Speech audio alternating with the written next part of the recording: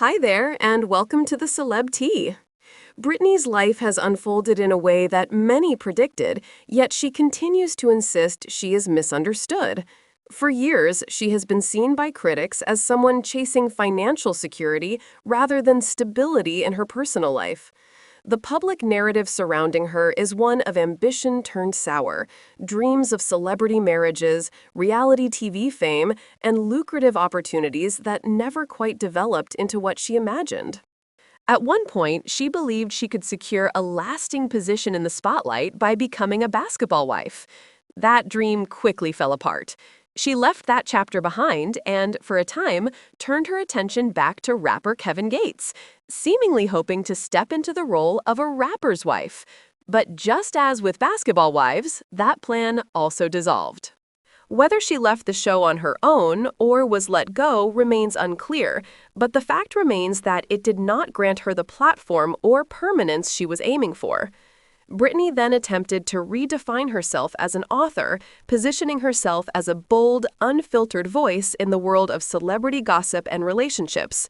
When she released her book, Judge My Cover, she openly discussed intimate encounters with athletes, entertainers, and even high-profile names such as Colin Kaepernick. The book, marketed as a daring tell-all, was supposed to cement her place as someone unafraid to expose secrets.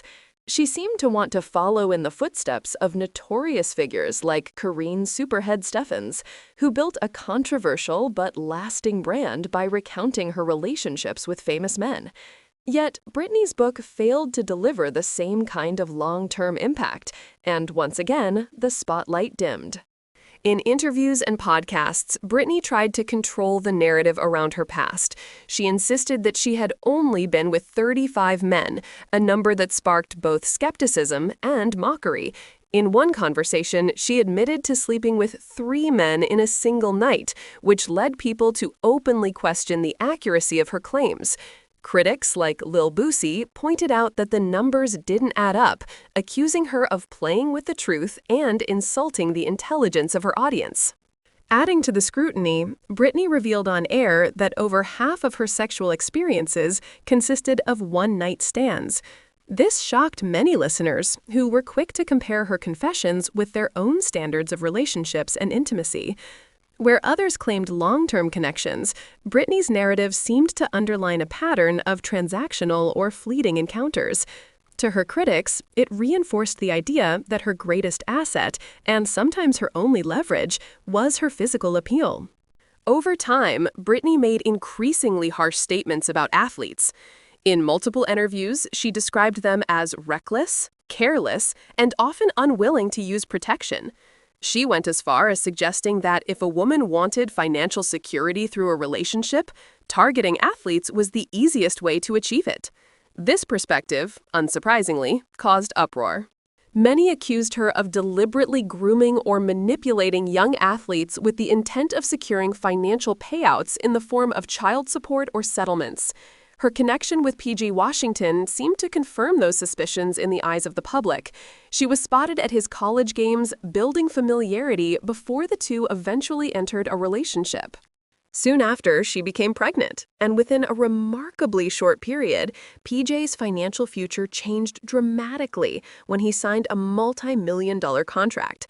Critics argued that Britney's timing was no coincidence. After the birth of their child, their relationship collapsed, and Britney swiftly filed for child support. To many, this was the culmination of years of strategy, a carefully executed plan that aligned with everything she had previously stated in interviews. Initially, she attempted to portray herself as struggling, claiming she only received $2,500 per month. She framed herself as the underdog in the situation, someone unfairly left to raise a child without adequate financial assistance. Yet reports soon contradicted her statements. Court filings revealed that PJ was actually fulfilling his obligations, paying her $5,500 monthly in addition to a lump sum of $130,000. Despite these payments, Britney pressed for even more support, attempting to move the case to California, where child support laws often favor the custodial parent more heavily than in other states. Observers saw this as a calculated move designed to maximize the payout. Underlying all of this, there were also deep personal insecurities Britney admitted on television. On Basketball Wives, she cried on camera, confessing that she believed PJ was her guy and struggled to accept the fact that he had moved on. Watching him build a stable life with a new partner, one who he married and started a family with, seemed to fuel her resentment. Britney's own explanation for leaving PJ centered on discovering that he had been watching pornography, specifically involving Tiana Trump, a well-known adult performer who happened to be her acquaintance. Britney framed this as a betrayal, but critics quickly pointed out the inconsistency. She herself had built a career off of provocative modeling and was often linked to adult entertainment figures. To many, her justification for leaving him seemed flimsy and hypocritical. What raised further eyebrows was her return to Kevin Gates afterward. Gates was already married and had a reputation for infidelity, yet Britney seemed willing to overlook these flaws. Reports surfaced suggesting she even married him, though details remain murky. Regardless, critics were quick to point out the irony of leaving a young, financially stable athlete for watching pornography, only to attach herself to a rapper with a well-documented history of disloyalty and scandal. To those watching, the decision appeared reckless and self-defeating, undermining her credibility even further. Her critics argue that Britney has consistently prioritized short-term gain over long-term stability. Instead of maintaining her relationship with PJ Washington, who, despite his youth, was providing for her and their child, she left him and pursued a path filled with instability. Now, she finds herself back in court demanding not just adequate child support, but extravagant sums like $35,000 a month. This number has become a flashpoint in discussions about her motives and the reality of what is necessary to raise a child. Detractors insist that no child reasonably requires such a figure, and that Britney is less concerned with her son's well-being than with maintaining a lifestyle she cannot afford on her own. Even the way she has publicized her battles raises suspicion. On social media, she has shared articles and updates about her child support case, seemingly to sway public opinion or generate sympathy. But rather than winning support, this strategy has often backfired, reinforcing the narrative that she is more interested in money and public attention than in privacy or stability for her child. One infamous incident involved her mother filming a custody exchange with PJ, during which Britney confronted him about their son crying. To many, it appeared staged and manipulative, with the child caught in the middle of adult conflict. As the legal disputes continued, Britney's attempts to justify her demands became increasingly contradictory. In filings, she claimed she could not maintain a lifestyle in Los Angeles that matched PJ's financial standing. She described herself as struggling, forced to rent a humble Airbnb and shop for her child's clothes at Target, contrasting this with PJ and his wife's luxury cars, designer wardrobes, and lavish vacations. But critics were quick to point out that Airbnbs in Los Angeles, especially in neighborhoods like West Hills, are anything but modest. To them, her portrayal of hardship seemed exaggerated and out of touch.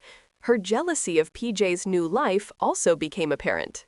He had moved forward, marrying Alicia Chanel and raising a family with her. Britney, meanwhile, framed herself as disadvantaged, lamenting that her son did not enjoy the same lifestyle as his father's household. Many argued that if she genuinely wanted her child to experience that level of comfort, she should allow him to live primarily with PJ, rather than using the situation to request more financial support. At its core, Britney's story highlights a recurring cycle, seeking status and financial gain through relationships, only to watch those opportunities unravel. Whether through her time on Basketball Wives, her book release, or her relationships with high-profile men, she has repeatedly tried to turn personal connections into long-term success. Yet none of these pursuits has brought her the stability she desires. Today, the debate around Brittany Renner is less about her personal choices and more about what those choices symbolize. To some, she represents the pitfalls of chasing fame and fortune through superficial means. To others, she is a cautionary tale about the consequences of prioritizing short-term financial advantage over lasting personal growth.